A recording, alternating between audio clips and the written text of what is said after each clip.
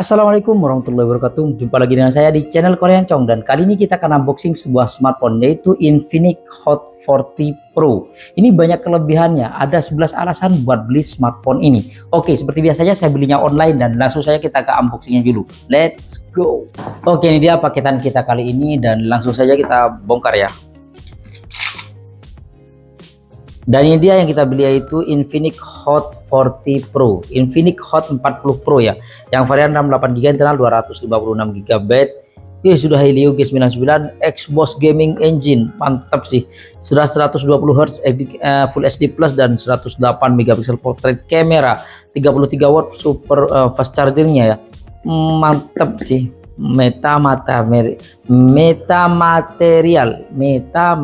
oke. Multifunction NFC, oke. Dan yang bagian depannya kalau kita lihat kayak gini. Oke, yang di sini bagian depannya Infinix Free Fire kayak gini, 256GB. Dan yang saya ambil ini yang varian warna Starlight Black ya, warna hitam ya, 13 Agustus 2005. Oke, dan sekarang kita bongkar. Dan di bagian dalamnya seperti ini ada smartphone-nya, kita taruh dulu. Dan di sini ada partisi, dan di sini ada petunjuk pengguna dan juga kartu garansi ya. Dan di sini ada soft case yang bening kayak gini. Oke. Dan di sini ada kepala charger yang sudah mendukung sampai 33W maksimalnya ya. Oke, dan di sini ada kabel charger yang sudah Type C. Oke. Dan di sini ada SIM tray ejectornya, boxnya sama persis dengan Infinix Note 40 Pro ya. Versi Pro kayak gini, di bagian bawahnya kita congkel kayak gini. Ini ada SIM tray ejectornya. Oke, mungkin ini aja yang kita dapetin kalau kita beli Infinix Hot 40 Pro ya. Dan sekarang kita beresin barang-barang ini dulu. Dan sekarang kita ke smartphone-nya, kita pelorotin kayak gini dan kita nyalakan smartphone-nya. Ini sudah ada screen guard ya.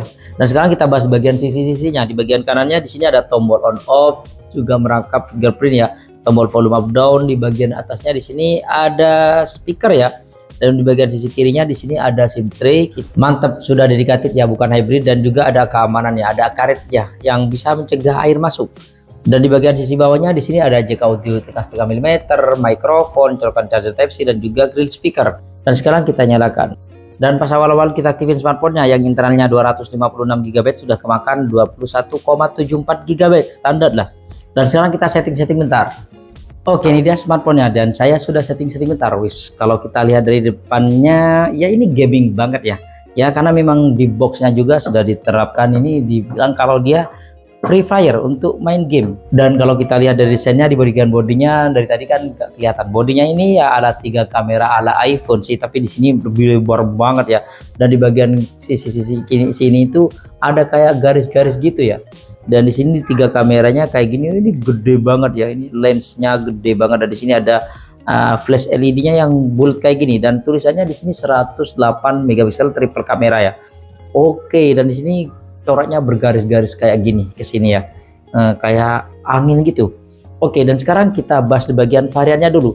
Ini sebenarnya ada 2 varian ya, yang kalau kita lihat di link resminya di Tokopedia, dia harganya yang varian RAM 8GB internal 128GB dijual dengan harga 1.890.000 sekarang sih. Kalau yang dulu sih harganya kayaknya sekitar 1,9999 ya.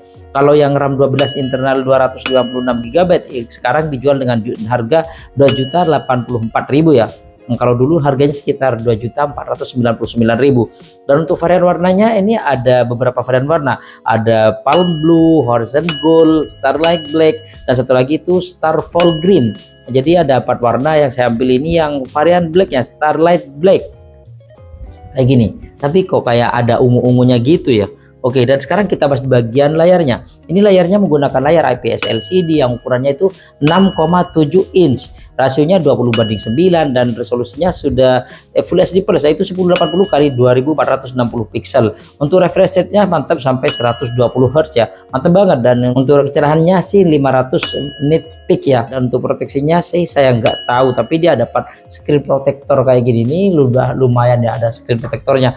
Dan sekarang kita bahas bagian Android-nya. Di Android-nya menggunakan Android 13 dan interface-nya menggunakan XOX 13.5 ya. Dan untuk kameranya dia ada 2 keamanan, yaitu side fingerprint dan juga face unlock. Sekarang kita tes fingerprintnya. Wis cepet, responsif banget ya. Tuh, akurat banget, akurasinya mantap. Dan sekarang kita tes face unlocknya, dia bisa ketuk 2 kali untuk matikan layarnya dan menyalakan layarnya. Terus cakep. Dan sekarang kita bahas bagian prosesornya. Untuk prosesornya dia menggunakan prosesor dari MediaTek yaitu Helio G99 Ultra yang didukung dengan RAM 8GB, internal 128GB. Yang mana kalau kita lihat di Antutu benchmarknya dia mencapai 435 ribuan. Ya, ini cakep sih. Karena memang Helio G99 itu kencang banget.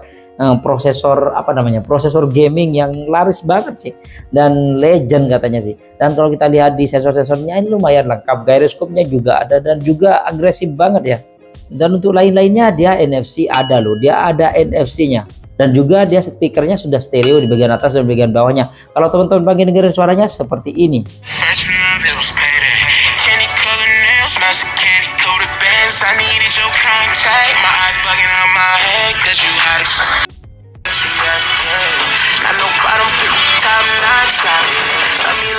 Dan sekarang kita bahas bagian baterainya. Baterainya dia berkapasitas 5000 mAh yang didukung dengan charger 33 watt yang diklaim 35 menit bisa sampai 75% katanya. Dan ketika kita coba buat nonton YouTube selama 1 jam, dia baterainya berkurang 8%. Ini standar. Smartphone lain kadang berkurang 7%, kadang 8% ya, standar lah. 6% itu standar lah. Dan ketika kita ngecas dengan charger bawaan yang 33 watt, dia 10 menit bertambah 15%. 20 menit dia bertambah 27%. Ini gokil ya. Ini gokil sih, di bawah 2 jutaan sudah sekeren ini. Sekarang HP-HP entry level itu kayaknya sudah mulai bersaing ya, karena kemarin itu ada itel RS4 yang keren banget sih, chargernya kencang, stabilisasinya ada, dan ini juga sih. Dan sekarang kita bahas di bagian kameranya. Di bagian belakang ini ada 3 kamera, yang mana kamera utamanya dia 108 megapiksel aperture f1.75 wide dan 2 megapiksel aperture f2.4 makro dan 0,08 megapiksel AI cam atau auxiliary lens. Dan kamera depannya dia beresolusi 32 megapiksel aperture f2.2 wide, katanya yang crystal clear selfie. Selfie-nya clear banget, natural banget. Nanti kita akan tes. Dan sekarang kita lihat di setting-setting kameranya. Kalau kita lihat di setting-setting kameranya, di sini ada mode foto, video, film. Nah, di sini mode foto, mode cantik, mode potret, super malam, gini aja. Tapi kalau pengen yang lengkap, kita geser ke atas bagian sini ya. Nih, kalau kita lihat di sini ada mode film, video, foto, cantik, potret, super malam, skyshop, pro, panorama, super makro, dokumen, gerak lambat, selang waktu, video ganda, singkat, dan juga airspace. Lengkap banget sih fiturnya. Kalau kita lihat di gerak lambatnya, dia bisa sampai 240 fps standar lah. Dan kita lihat di mode pro nya dia sampai ISO interface-nya sampai 30 second ya per frame. Oke, ini mantap banget. Dan kalau untuk videonya dia bisa ngerekam, dia ada mode stabilisasinya loh di sini. Kalau kita lihat di sini ada stabilisasinya, ada AIS-nya ya. Biasanya cuma mentok di 1080p ya kalau stabilisasinya diaktifin. Oke, dia bisa ngerekam sampai 60 fps tapi stabilisasinya nggak aktif atau 2K ya. Kalau diaktifin balik ke 1080p 30 fps. Kamera depannya kita lihat sama, ada stabilisasinya juga. Mantap, keren banget sih. Dan untuk perekaman video dan hasil fotonya kita akan tes di ruangan terbuka. Let's go. Oke, ini dia perekaman kamera belakang dari Infinix Hot 40 Pro. Kalau kita lihat di layar sih stabil banget ya, karena dia ada stabilisasinya, ada AIS-nya ya. Keren sih. Di harga 1 jutaan sekarang sudah banyak yang ngasih stabilisasi ya. Kayak kemarin Infinix itel SR4 itu ya, RS4 itu stabil banget kamera belakang dan kamera depannya. Kita coba buat lari. Keren sih, di harga 1 jutaan sudah banyak yang ngasih AIS ya. Bagaimana stabilisasinya, teman-teman bisa nilai sendiri sih untuk kualitas kamera dan stabilisasinya juga mikrofonnya ya. Dan ini dia perekaman 2K nya standar lah, nggak ada 2K 60 fps nya standar ini. Dan ini dia perekaman 60 fps nya standar sih, nggak ada stabilisasinya ya. itel Infinix Tecno sama, nggak ada stabilisasinya di 60 fps. Dan ini dia 2K nya ya. Kalau 60 fps nggak ada stabilisasinya, 2K nya apalagi, memang nggak ada sih. Tapi keren loh, bisa sampai 2K di harga 1 jutaan ya. Infinix dari dulu kayak sudah kayak gitu sih. Dan ini dia perekaman kamera depannya. Wajah saya itu merah banget ya, soalnya habis kerja itu guys, bantu-bantuin tukang, ternyata merah banget, hitam banget guys. Nggak bisa dipandang dulu. Ini lihat bagian atasnya masih ada putih-putihnya, bawahnya merah guys. Dan ini stabil loh, karena ada stabilisasinya, ada AIS-nya bagian kamera depannya. Kita coba buat lari kecil-kecil. ada stabilisasinya itu sudah untung sih menurut saya, karena jarang-jarang sih di harga 1 jutaan itu ada stabilisasinya, walaupun gak stabil-stabil banget kalau kita buat lari, yang penting ada stabilisasinya. Dan kayak gini gak goncang itu sudah oke banget sih. Dan kamera depannya juga bisa 2K ya. Kamera depannya gokil kan. Dan yang paling gokil lagi, dia ada mode bokehnya atau mode apa, sinematik kalau di iPhone ya. Kalau di Samsung mode portrait, blur bagian background kayak gitu. Ini keren loh. Di kamera belakangnya juga ada, pokoknya gokil. Jadi buat teman-teman saat video sinematik atau video teman-teman yang pengen backgroundnya blur gitu, keren sih bisa. Dan Infinix Hot 40 Pro ini juga ada fitur dual videonya ya, kayak gini. Dan ini bisa di switch kayak gini kanan kiri, atau mau dikecilin tapi harus matiin dulu ya. Nah kayak gini kalau mode kecilnya ya. Kalau mau pindah yang besar bisa langsung nih. Wih keren. Teman-teman lihat di bagian sini masih putih, dan di sini wah merah banget hitam ya. Oke, ini dia perekaman kamera belakang dari Infinix Hot 40 Pro. Kalau kita lihat di layar sih gelap banget ya, apalagi kalau kita kayak gini. Ini belakang gelap banget dan noise-nya banyak banget ya. Ya kayak gini kualitas perekaman kameranya kalau malam-malam ya. Dan kalau kita aktifkan mode stabilisasinya atau ACE-nya, ya teman-teman bisa nilai sendiri. Ini lebih gelap lagi ya. Jadi kalau teman-teman pengen lebih pengen lebih terang, itu syaratnya dimatiin ya stabilisasinya. Dan ini dia perekaman kamera depannya, noise-nya banyak banget dan natural banget ya. Oh aja saya itu yang pusat. Nah, ini perbedaannya ya. Nanti saya coba gabungin kanan kiri, yang mana yang pakai stabilisasinya ya, yang terang dan yang enggak. Ini keren sih kalau lagi tapi goyang gitu ya. Dan untuk hasil fotonya sih menurut saya untuk kamera depannya ini natural banget ya, terang banget. Oke, tanpa XDR-nya sudah terang. Dan kalau kita gunakan mode portraitnya lumayan rapi, tapi XDR-nya mati ya. Dan kalau kita gunakan kamera belakangnya ini terang banget dan natural banget ya. Wajah saya yang merah ini kelihatan banget. Apalagi kalau kita gunakan mode portraitnya tambah jelas banget ya. Dan kalau kita buat ngezoom dia cuma mentok di 10 kali dan sudah agak buram gitu ya kalau mentok.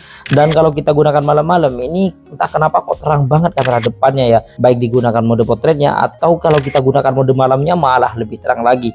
Tapi kalau kita gunakan kamera belakangnya ini untuk auto terang banget, tapi kalau kita gunakan mode portrait ini malah lebih gelap sedikit ya. Dan kalau kita gunakan mode malamnya terang banget, apalagi di tempat gelap, yang gelap banget seharusnya ini sudah terang banget ya. Apalagi kalau kita gunakan mode malamnya ini malah terang banget. Kayaknya gak butuh mode pro ya.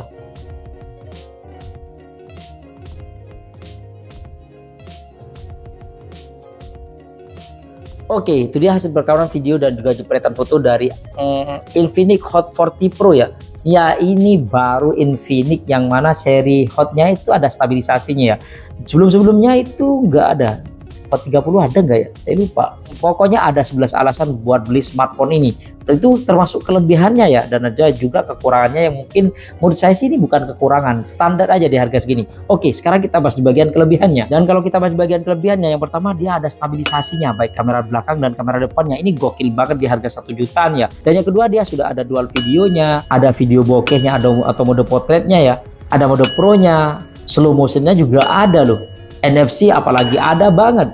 Speaker sudah stereo atas bawah mantap. Layar sudah 120 Hz ya, gokil kok. Charger sudah 33 watt, kenceng banget.